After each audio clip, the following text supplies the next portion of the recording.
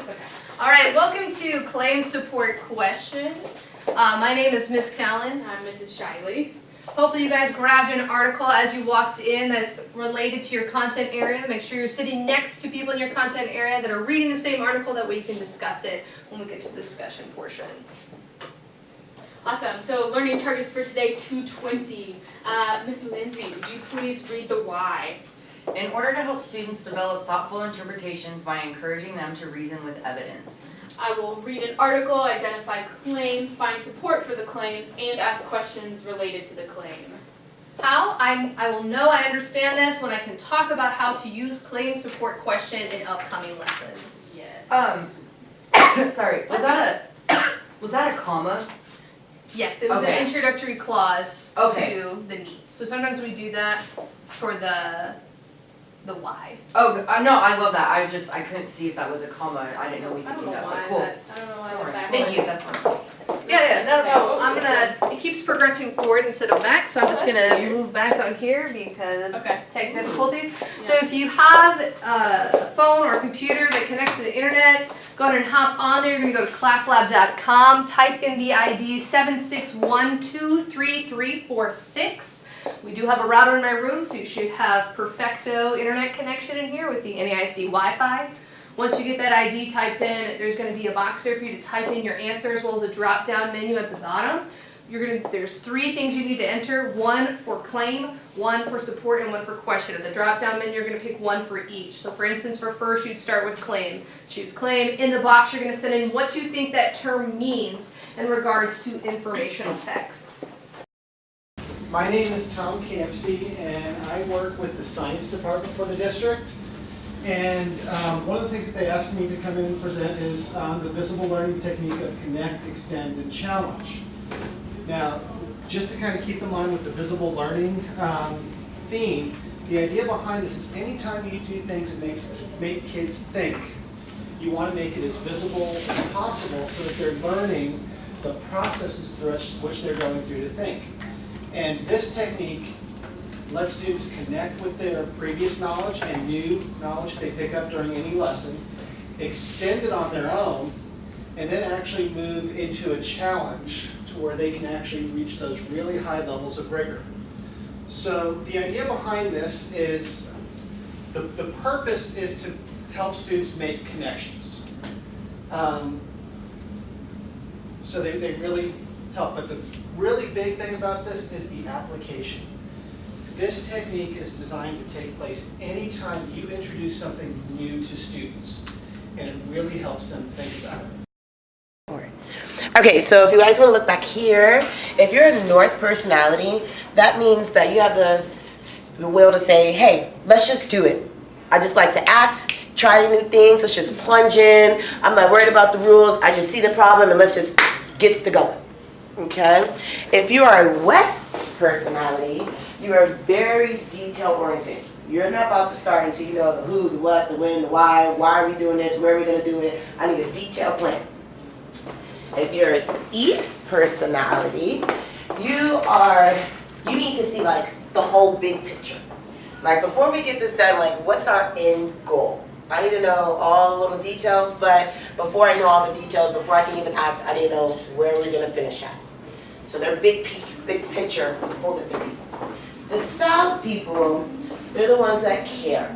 I have feelings. I want to make sure everybody in the group, they feel comfortable working on the task. If you don't feel comfortable, let's talk about it before we start. I am totally a North person. I'm like, let's just do it, let's get it in, let's get it done. But at the same time, you can have, your 45-degree angle. So you could be a Northwest person where you want to plunge in, but you still need to know all the details so you can get it done. But then you could also be a Northeast where, yeah, I want to get it done, but I still need to know the big picture before I can get it done. And then, of course, everything else is perspective. So yes, you can care and you want to know the who, what, when, and where, but I need to make sure everybody in the group feels comfortable and we can work together, how's the environment, things of that nature. Okay, so I would like you to stand up and go to your respective compass points. Now, color single image works well with many content areas and many subjects, but it works best with text, podcasts, poems, short films, or even a book chapter. And this invites multiple interpretations, but that has one or just a few main concepts or themes. So if there is a lot going on, probably not a good idea to use color symbol image. You want to keep it kind of straightforward.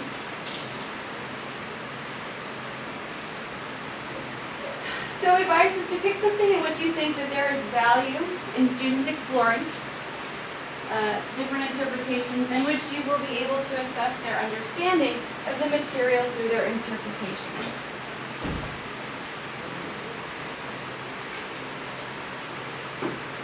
So you introduce them to the content, and after they have been introduced to whatever it is that you would like them to understand or comprehend or listen to, you have them independently or in pairs think through or jot down notes of what they think are the main ideas which are interesting or important to them.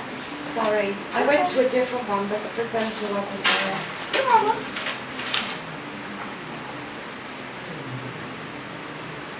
And from there we move into these three colors. Each student would individually choose a color that they think represents the core idea of the content. Sorry, my board's not playing. And explain why they chose that color. It's best that they only choose one color. One color is best. Because they are going to have to explain why they chose that color. So if they start choosing multiple colors, it's going to be hard for them to understand, articulate, and even maybe come up with an idea as to why they picked so many colors. Miss Smith, I know I came in late, so can I ask one quick question? Sure. How does symbol and image differ? We're going to go over that. Oh, Okay. okay. You're one step ahead of me. Okay, sorry. No, that's a good question. Okay. So once we progress from the color, we go to symbol. And students select or create a symbol which they think represents the core idea of that content. So first I asked you, okay, so if this part of the text was a color, what color would it be? And students I found really like this because it gives them the autonomy to choose the color, but it also allows them to set their own limitations for how they think metaphorically. And it gives us a really good idea, like, okay, why did you pick that color, right? It really gives us a clear communication of where they are. So the symbol is next, excuse me. So they will create or select a symbol which they think represents the core idea. So now that you've picked a color, okay, so if this piece of text or if this part of the podcast or if this quote that she said was a symbol, what symbol would that be? And they have options, which again reinforces that autonomy piece. They can design their own symbol. They can choose from a list of well-known symbols. They can choose from a list of symbols that you provide. If you're afraid they're going to go like really far out there into deep space, right? You can say, okay, here's your list, and out of these, right? And this is especially good for differentiating. So if you have some students that need accommodations, or if you have students that need a little bit of help, maybe even ELL students, this is really helpful, and it's something that I feel is helpful as well when I had those same groups of students in my class. To extend, like in my GT class, I would allow them to search for symbols online. And I would say, I don't want you to use basic symbols. I want you to go in and I want you to find more advanced symbols that you feel best represents this piece or this information. I also, from time to time, I allow them to use an emoji. And they really like that because it gets them fiddling with their phones. They feel that they have tech time, so they get to pull out their phones. And they don't feel that they're being chastised or anything like that for having a phone, and it's nice. Alright. And last but not least, they have an image. And it's this is the third piece that follow through to that metaphorical thinking, where students create and sketch an image or search for an image online if you have access to technology. That is wonderful too, which they think represents that core idea. So that core idea stays with them, and not only is it solidified, but it is now thought of in 3 different ways. this is a real simple layout. 3, 2, 1, 3 things you know, questions you have. How would you describe this to someone that knows nothing about it? Then you would go through your unit, your lesson, however you do that, and then you would go back and see if what they know is what you wanted them to know. You do this all the time. And it doesn't have a title, but you do it every day where you're trying to figure out, what do these kids know already? Okay, they don't know that, I can't start there. And then you go back at the end and figure out what do you know? A lot of this is done in assessment form. Some people do it just as discussion, but you're doing these strategies without the title on it. This is just a variation of how you would do it. And then the last part at the bottom is just how do you connect where they started versus where they ended. And so I'm going to bring up a photography topic. If you know photography, you'll have some background knowledge. If you don't, you may just pull on the fact that you've heard those words before. Okay, our topic is double exposure. Okay, double exposure. It's something done in photography, but I'm not going to tell you about it yet. So initially, whether you have a piece of paper with you or you're just talking, does anyone know anything about double exposure? If you had to just throw it out. What do you know? I know that back in the old days, we would take the shot and then we'd have to go in the dark room and gold would come back to take another shot. Wow. Yeah, that's the harder way to do it. But that's essentially what it is in the way that they did it, yes. Does anybody have any other guesses at it? I mean, just based off the words double, I didn't put them up there. Double exposure, what would you pull from it? Two images stacked. Right. I mean, that's essentially what it is. Questions you would have about double exposure before we would get into it. Can you do it digitally? Okay. Anything else? With What is it? like those photos where you see someone and like there's a picture of them and they have like really bad 70s hair and then their cats are all like around them.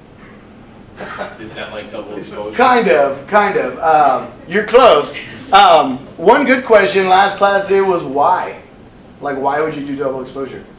And then, if you had to describe it to someone, I left it up there. It's kind of what you said. Double exposure is like two pictures on top of each other.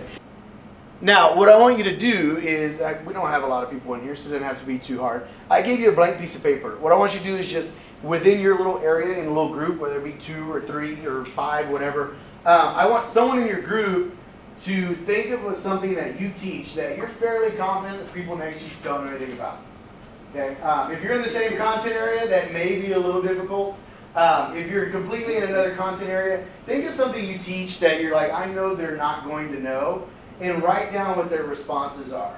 And I want you to look at this both ways. As a teacher, you're dealing with other people that are playing along, that know what's going on, they know why we're here. But I also look at it from the student side. I had somebody earlier in engineering completely went with a word that just brought on blank faces. And there was a good lesson out of that. So just take a few minutes, and like I said, someone in your group, be bold enough to say, okay, I have something in my head. Give them the content, give them the topic, and then just ask them, what do you know about it already? What's a couple questions you have about it? Fill it out real fast, and then we'll revisit this in just a few minutes. So